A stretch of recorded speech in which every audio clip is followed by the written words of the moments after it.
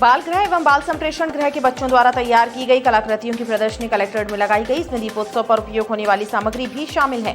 बाल संप्रेषण गृह के प्रशिक्षकों का कहना है कि बच्चों के कौशल विकास के लिए किए जा रहे प्रयासों में ये मुहिम शामिल है। कोविड काल में आर्थिक रूप से प्रभावित हुए परिवारों की मदद के लिए कैंट विधायक द्वारा सहायता राशि के चेक वितरित किए गए। करीब 7 लाख रुपए से ज्यादा की राशि के चेक जरूरतमंदों को प्रदान किए गए ताकि वे पूर्व की भांति अपनी रोजी रोटी कमा सके। कॉलेज की छात्राओं को स्वरोजगार से जोड़ने की कोशिशें शासकीय मानकुंवर बाई कला एवं वाणिज्य कॉलेज में देखने को मिली, जहां उद्यमिता शिविर का आयोजन हुआ और छात्राओं द्वारा तैयार की गई कलाकृतियों के स्टॉल लगाए गए। दैनिक भास्कर की जीतो 21 करोड़ योजना के भाग्यशाली विजेताओं को पुरस्कार प्रदान किए जाने का क्रम लगातार जारी है। त्योहारों के सीजन में उपहारों का मिलना विजेताओं की खुशियों को भी दुगना कर रहा है। इस योजना के भाग्यशाली विजेता पुरस्कार पाकर बेहद खुश नजर आ रहे हैं। भारतीय जनता पार्टी की पूर्व पार्षदों द्वारा 31 अक्टूबर को पूर्व महापौर सुशीला सिंह का 75वां जन्मदिवस अमृत महोत्सव के रूप में मनाया जाने वाला है। आयोजक मंडल ने पत्रकारों से चर्चा करते हुए बताया कि सड़कों के चौड़ीकरण, नाले के पक्कीकरण एवं निष्पक्ष भाव से अतिक्रमणों को हटाए जाने के लिए सुशीला सिंह के कार्यकाल को हमेशा याद किया जाएगा। जबलपुर में बुधवार की देर रात नेशनल हाईवे 30 पनागर पर रुद्राक्ष ढाबे के सामने भीषण सड़क हादसा हुआ। इस हादसे में 3 लोगों की मौके पर ही मौत हो गई। वहीं घटना में घायल हुई गर्भवती महिला ने इलाज के दौरान मेडिकल अस्पताल में दम तोड़ दिया। बताया जाता है कि कटनी की ओर से आ रही जननी एक्सप्रेस एम्बुलेंस सड़क किनारे खड़े ट्रक में पीछे से जा घुसी। हादसे में घायल हुए 2 लोगों का मेडिकल कॉलेज में इलाज चल रहा है। शहर की सड़कों और मुख्य चौराहों पर ऑटो और आपो की धमाचौकड़ी लोगों के लिए परेशानी का कारण बन रही है। ऑटो और आपे के चालक सड़कों और चौराहों पर जमावड़ा लगाकर यातायात को बाधित कर रहे हैं, जिससे राहगीरों को खासी दिक्कतों का सामना करना पड़ रहा है।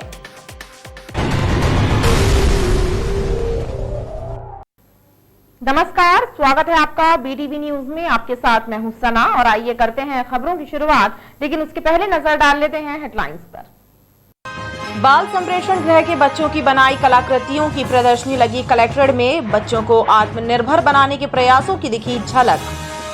खड़े ट्रक से टकराई जननी एक्सप्रेस। पनागर NH30 पर हुए भीषण सड़क हादसे में गर्भवती महिला सहित 4 लोगों की हुई मौत। उमरिया से एक गर्भवती महिला को डिलीवरी के लिए लाया जा रहा था मेडिकल अस्पताल।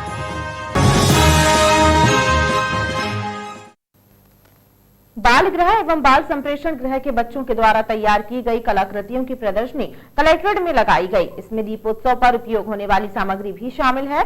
बाल संप्रेषण गृह के प्रशिक्षकों का कहना है कि बच्चों के कौशल विकास के लिए किए जा रहे प्रयासों में ये मुहिम शामिल है।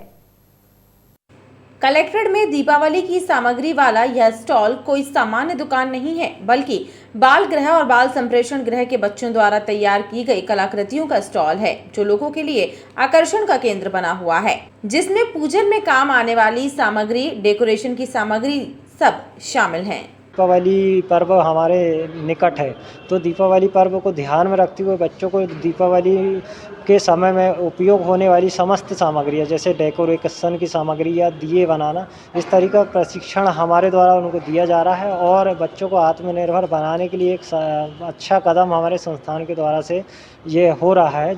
अभी हम लोग जैसे कि गोबर के दिए बना रहे हैं, कंडे बना रहे हैं, वेस्ट मटेरियल का यूज़ करके आर्ट एंड क्राफ्ट की चीज़ें हो गया, रंगोली सिखाते हैं और यहाँ पर अभी बच्चों से दिए डेकोरेट करवाए हैं हमने। तो ऐसी बहुत सी चीज़ें हैं जो टाइम टू टाइम हम लोग सिखाते रहते हैं। कुछ कभी कभी खाने पीने से रिलेटेड भी, कभी फुल्की कैसे बनाना है ना, और सैंडविच वगैरह हो गया, ये सारी चीज़ों का भी हम लोग टाइम टू टाइम उनको बताते रहते हैं। गौरतलब है कि बाल संप्रेषण गृह के बच्चों को समाज की मुख्य धारा से जोड़े रखने के लिए एवं आत्मनिर्भर बनाने के लिए उन्हें हुनरमंद बनाया जाता है। इसी तरह के प्रयोग से बच्चों में सकारात्मक सोच भी विकसित होती है।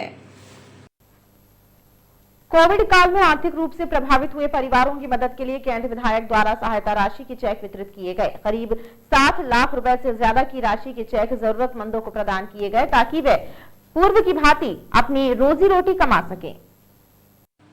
कैंट विधानसभा क्षेत्र के भाजपा विधायक अशोक रोहाणी ने सहायता राशि के चेकों का वितरण किया। इस दौरान 7 लाख रुपए से ज्यादा की राशि के चेक बांटे गए।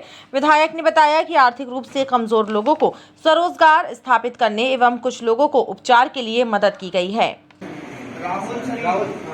अभिषेक शुक्ला, मनोज कुमार ठाकुर। कैंट विधानसभा के अंतर्गत कोविड काल में जिन घरों में कोविड के समय पर मृत्यु हुई थी उन कल्याणी बहनों को आर्थिक रूप से मजबूत करने के लिए चेक वितरित किए गए हैं और उन बच्चों को जो फीस नहीं भर पा रहे हैं इस कोरोना काल में आर्थिक संकट के कारण उनको चेक वितरित किए गए और छोटा मोटा रोजगार करने वाले जो इस समय आर्थिक संकट से जूझ रहे हैं ज़रूरतमंदों को आज लगभग टोटल 7 लाख रुपए के चेक 160 लोगों को वितरित किए गए हैं। ये प्रक्रिया निरंतर चलती रहेगी। हमने कोविड काल में उन लोगों को चिन्हित किया है जो वास्तव में छोटे मोटे रोजगार करके फिर वापस अपनी पुरानी स्थिति में आ सकते हैं। ऐसों को चिन्हित करके आज हमने वितरित किया और आगे भी ये हम करते रहेंगे। विधायक अशोक रोहाणी ने बताया कि जो गरीब परिवार बच्चों की स्कूल की फीस नहीं भर पाए हैं उनकी भी मदद की जा रही है। कॉलेज की छात्राओं को स्वरोजगार से जोड़ने की कोशिशें शासकीय मानकुंवर बाई कला एवं वाणिज्य कॉलेज में देखने को मिली, जहां उद्यमिता शिविर का आयोजन हुआ और छात्राओं द्वारा तैयार की गई कलाकृतियों के स्टॉल लगाए गए। शासकीय मानकुंवर बाई कला एवं वाणिज्य महिला कॉलेज में स्वामी विवेकानंद करियर मार्गदर्शन प्रकोष्ठ द्वारा उद्यमिता शिविर का आयोजन किया गया, जिसमें समय समय पर दिए गए प्रशिक्षणों की परिणति दिखाई गई। छात्राओं द्वारा बनाई गई कलाकृतियों के स्टॉल लगाए गए। अनुपयोगी चीजों से तैयार की गई उपयोगी वस्तुएं आकर्षण का केंद्र रहीं। छात्राओं को स्वरोजगार से जोड़ने के लिए चलाए जा रहे अभियान के तहत लगी प्रदर्शनी आकर्षण का केंद्र रही। बहुत ही अच्छा सहयोग है आज, जैसे कि गवर्नमेंट के निर्देश है कि हम हमारे यहाँ की बच्चियों को, छात्राओं को ज़्यादा से ज़्यादा एंटरप्रेन्योर मतलब स्वरोजगार की ओर प्रेरणा दें। तो उसी के उद्देश्य से अभी हमारे यहाँ पर्व भी चल रहा है, तो उसके पूर्व हमारी महाविद्यालय की छात्राओं ने नाना प्रकार के क्राफ्ट आइटम और अन्य बहुत सारे काम किए। तो इन क्राफ्ट के सारी वस्तुओं को सेल आउट करना, उनको बेचना, इसको प्रमोट करने के लिए हमने आज का ये उद्यमिता शिविर लगाया है, जिसमें छात्राएं अपने हुनर को भी बता रही हैं और उनको आर्थिक लाभ भी होगा। आयोजन में समाज सेवा से जुड़ी हस्तियां भी शामिल रहीं। दैनिक भास्कर की जीतो 21 करोड़ योजना के भाग्यशाली विजेताओं को पुरस्कार प्रदान किए जाने का क्रम लगातार जारी है। त्योहारों के सीजन में उपहारों का मिलना विजेताओं की खुशियों को दोगुना कर रहा है। इस योजना के भाग्यशाली विजेता पुरस्कार पाकर बेहद खुश नजर आ रहे हैं। पाठकों का सबसे विश्वसनीय दैनिक भास्कर पेपर अपने पाठकों के लिए समय समय पर सुनहरे अवसर भी लाता है। इन अवसरों के माध्यम से पाठकों को उपहार और पुरस्कार प्राप्त करने का मौका भी मिलता है। इसी कड़ी में दैनिक भास्कर की जीतो 21 करोड़ योजना के अंतर्गत भाग लेने वाले विजय प्रतिभागियों को आकर्षक उपहार जीतने का मौका भी मिला। इस योजना के भाग्यशाली विजेताओं को पुरस्कार भी वितरित किए जा रहे हैं। पाठक और योजना के भाग्यशाली विजेता टीवी, फ्रिज और वॉशिंग मशीन जैसे उपहार पाकर बेहद खुश हैं। जीतो 21 करोड़ योजना के भाग्यशाली विजेता उमाकांत विश्वकर्मा को वॉशिंग मशीन प्रदान की गई, जिसे पाकर वे बेहद प्रसन्न नजर आए। दैनिक भास्कर द्वारा ये जो प्रतियोगिता हुई थी, इसमें मैं उमाकांत विश्वकर्मा, मेरा वॉशिंग मशीन खुली और मैं दैनिक भास्कर का 8 सालों से पाठक हूँ। कैसा लग रहा है आपको? मतलब जी, बहुत खुशी हो रही है। कहाँ से रहते हो? आधार ताल। पिछले कई वर्षों से भास्कर अपने पाठकों के लिए ऐसे सुनहरे अवसर लेकर आ रहा है, जहां प्रतियोगिताओं के माध्यम से पाठकों को उपहार की सौगात भी मिल रही है। भारतीय जनता पार्टी के पूर्व पार्षदों द्वारा 31 अक्टूबर को पूर्व महापौर सुशीला सिंह का 75वां जन्मदिवस अमृत महोत्सव के रूप में मनाया जाने वाला है। आयोजक मंडल ने पत्रकारों से चर्चा करते हुए बताया कि सड़कों के चौड़ीकरण, नाले के पक्कीकरण एवं निष्पक्ष भाव से अतिक्रमणों को हटाए जाने के लिए सुशीला सिंह के कार्यकाल को हमेशा याद किया जाएगा। भाजपा के पूर्व पार्षदों ने पत्रकारों से चर्चा करते हुए बताया कि 31 अक्टूबर को पूर्व महापौर सुशीला सिंह का अमृत महोत्सव मनाया जाने वाला है, ताकि आने वाली पीढ़ियों को उनकी राजनीतिक यात्रा एवं बतौर महापौर किए गए कार्यों की जानकारी मिल सके। जनता के द्वारा चुनी जाने वाली पहली महापौर के रूप में निर्वाचन हुआ था। 57 वर्ष की आयु में उन्होंने महापौर का पद ग्रहण किया था। उनके अनुभव और उनकी शहर के प्रति लगाव के कारण एक विकास की श्रृंखला शहर में चली थी। मातृशक्ति के सशक्तिकरण की दिशा में और एक महिला महापौर के रूप में उन्होंने बड़ी दृढ़ता से शहर के विकास को दिशा दी और कठोर निर्णय लेकर शहर को बड़ी बड़ी सड़कों और चौराहों से युक्त किया, जिसमें 2 4 लेन सड़कों का निर्माण बड़ा मील का पत्थर साबित हुआ। भाजपा कार्यकर्ताओं ने बताया कि सुशीला सिंह के कार्यकाल में कई बड़े कार्य शहर में हुए हैं। डोर टू डोर कचरा कलेक्शन, सड़कों का चौड़ीकरण एवं चौराहों के सौंदर्यीकरण के काम लोगों को आज भी याद है। श्रीमती सुशीला सिंह जो हमारे यहाँ पूर्व महापौर रही हैं, जिन्होंने अपना संपूर्ण राजनीतिक जीवन और अपना सामाजिक जीवन इस तरह जिया है जो समाज के लिए प्रेरणा है, उनका 75वां जन्मोत्सव जिसे हम अमृत महोत्सव के रूप में लोग मनाने का निर्णय किया सब लोगों ने, आज उसी के संबंध में जानकारी देने के लिए हम सब यहाँ एकत्रित हुए हैं। शहर के और प्रदेश के बड़ी हस्तियाँ इस कार्यक्रम में शामिल होने जा रही हैं। कप्तान सिंह जी सोलंकी जो राज्यपाल रहे हैं वो भी उपस्थित होने वाले हैं। अन्य लोगों की जानकारी भी अभी तक स्वीकृति मिल चुकी है। 3 दिवसीय कार्यक्रम है, इसके बारे में आपको भी जानकारी मिली है। रक्तदान का भी कार्यक्रम है। आयोजक मंडल के मुताबिक इस आयोजन में कई संस्थाएं भी सहभागी रहेंगी। शहर की सड़कों और मुख्य चौराहों पर ऑटो और आपे की धमाचौकड़ी लोगों के लिए परेशानी का कारण बन रही है। ऑटो और आपे चालक सड़कों और चौराहों पर जमावड़ा लगाकर यातायात को बाधित कर रहे हैं, जिससे राहगीरों का सड़क पर चलना मुश्किल हो रहा है।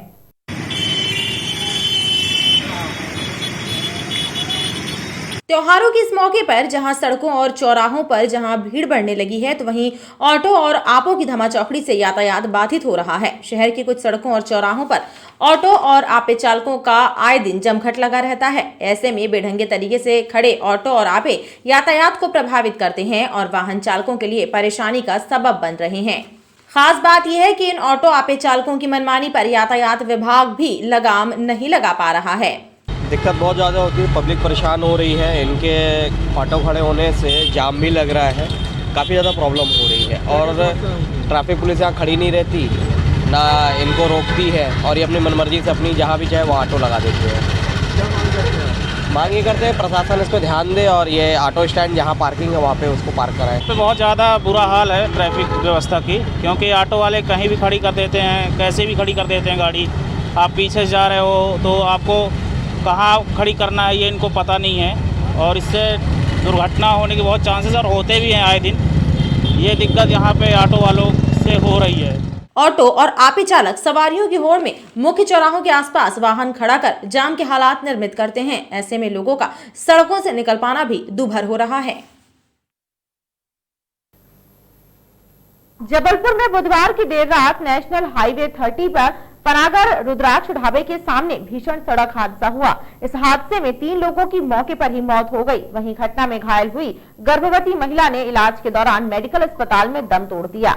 बताया जाता है कि कटनी की ओर से आ रही जननी एक्सप्रेस एम्बुलेंस सड़क किनारे खड़े ट्रक में पीछे से जा घुसी। हादसे में घायल हुए 2 लोगों का मेडिकल कॉलेज अस्पताल में इलाज किया जा रहा है। पुलिस ने मृतकों के शव को पोस्टमार्टम के लिए मेडिकल भेजा है।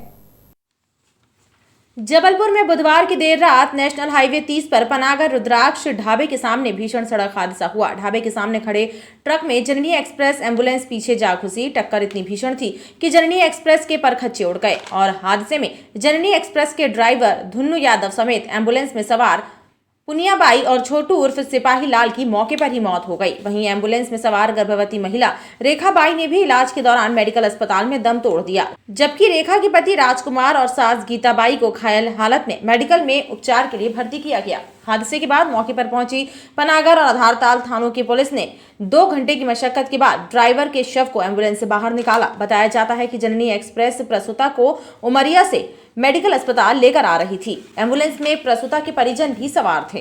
एक कटनी से आ रहा था, मेरा साला था उस गाड़ी में जो जबलपुर आ रहा था, धन्नू यादव। कब आपको जानकारी लगी? पुलिस वालों ने कॉल किया था। क्या बताया? कि एक्सीडेंट हो गया, इधर आज ना। कहाँ आ रहे थे? ये जबलपुर आ रहे थे, कोई मरीज लेके। ये उसमें थे 108 में। हाँ, कल थाना पनागर क्षेत्र अंतर्गत देर रात्रि 12:30 से 1 बजे के बीच की है, जिसमें कि एक करोंदा के पास रुद्राक्ष ढाबा के पास एक खड़े ट्रक में एक जननी एक्सप्रेस की जो गाड़ी है वो पीछे से उसमें टक्कर हो गई, जिसमें अभी तक कुल 4 लोगों की उसमें मृत्यु हो गई है। 2 लोग उसका अभी उपचार चल रहा है। इसमें पुलिस द्वारा विधिवत कार्रवाई की गई है। इस मामले में पनागर पुलिस ने ट्रक ड्राइवर के विरुद्ध रोड पर लापरवाही पूर्वक वाहन खड़ा करने का प्रकरण दर्ज किया है। ड्राइवर मौके से फरार है, जिसकी तलाश की जा रही है। और खबरों का सिलसिला लगातार जारी रहेगा। आप बने रहिए BTV न्यूज के साथ।